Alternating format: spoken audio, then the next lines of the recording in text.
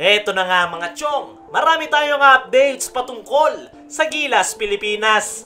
Gilas kontra Thailand game prediction. Ano ba ang mga kinakailangan gawin ng Gilas para makuha ang ikalawang panalo? Isa nga itong Thailand sa masasabi nating magiging threat para sa ating national team ngayong Asian Games. Dahil hindi nga basta-basta yung kanilang mga players at napakalaki na nga rin ng in-improve ng kanilang laro. Kaya naman, ano ba ang mga kinakailangan gawin ng Gilas para makakuha ang panalo? Unang-una nga sa kanilang listahan ay maipakita ang kanilang depensa. Depensa nga ang pinaka-importante para sa koponan ni Coach Tim Cone kontra sa Thailand. Mahilig ngang tumira sa 3-point area ang Thailand. Kaya naman, kinakailangan ng close-out defense ng ating pambansang koponan para masira natin yung opensa. At ang pinakakinakailangan ngang matutukan ng Gilas Pilipinas ay itong Thai-American player na si Tyler Lamb. Panigurado naman mga chong na pamilyar na kayo sa nasabing player. At yan nga ang isa sa nakikita nating magpapahirap sa Gilas Pilipinas. Isa pa sa kinakailangan nilang matutukan kontra Thailand ay itong naturalized player na si Freddie Goldstein. Mahusay nga ito na point guard at sa kanya nga magsisimula yung kanilang opensa. At the same time ay deadly rin ito pagdating sa 3-point area. Kaya naman maaga pa lang ay kinakailangan na agad tutukan ng Gilas itong si Freddie Goldstein. Isa pa sa pinakakinakailangan tutukan ng Gilas ay itong si Ja Morgan.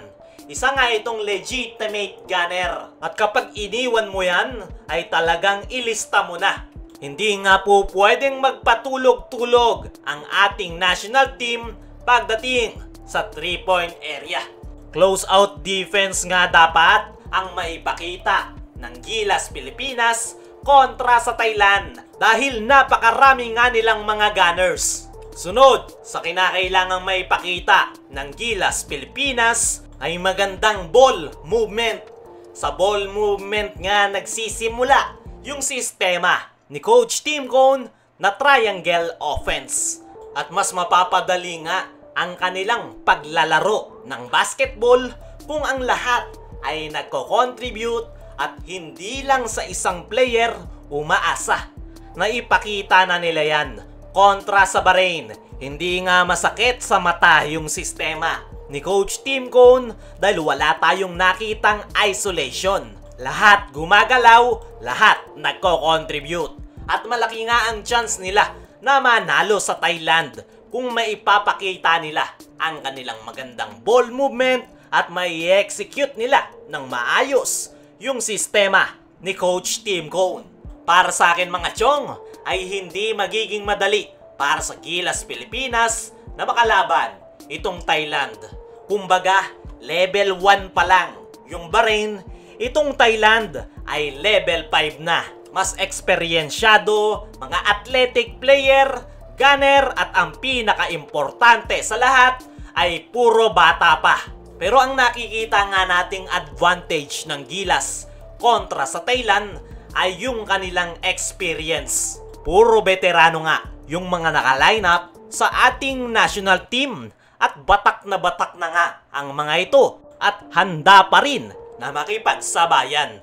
At the same time ay meron ngang magandang sistema si Coach Tim Cone. Tapos na nga yung era na dribble drive hanggang mamatay o isolation plays. Ngayon ay may mas magandang sistema. Umiikot yung bola at talagang lahat ay nagko-contribute.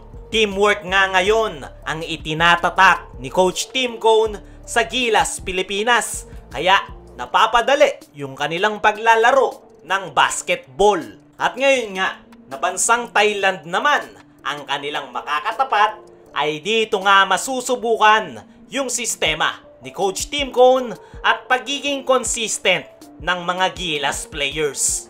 Expected nga sa magiging laro ng Gilas kontra Thailand na magiging digdigan ang labanan. Kung makukuha nga ng Gilas Pilipinas ang panalo, ay siguradong nangang makakapag-advance sila sa second round.